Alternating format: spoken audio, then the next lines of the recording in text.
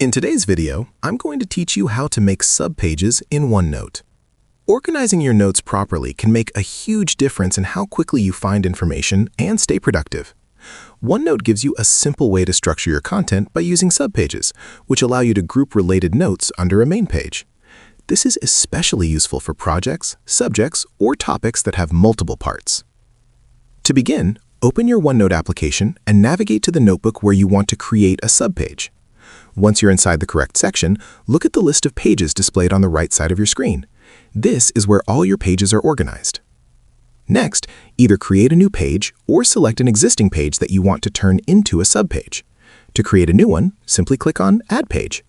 Once your page appears in the list, make sure it's selected. Now, to turn that page into a subpage, right-click on the page title. From the menu that appears, look for the option called Make Subpage and click on it. You'll immediately notice that the page shifts slightly to the right. This indentation shows that it is now nested under another page, which becomes its parent page.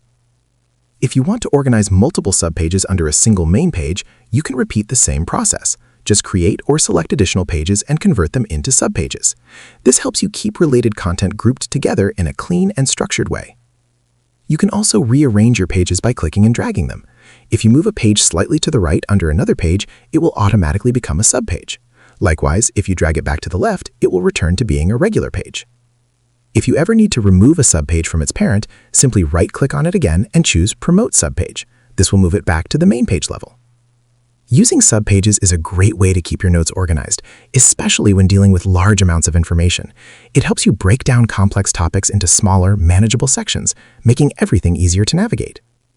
And that's how you create and manage subpages in OneNote. If you found this video helpful, let me know in the comments. Give it a like, subscribe to the channel, and don't forget to hit the notification bell.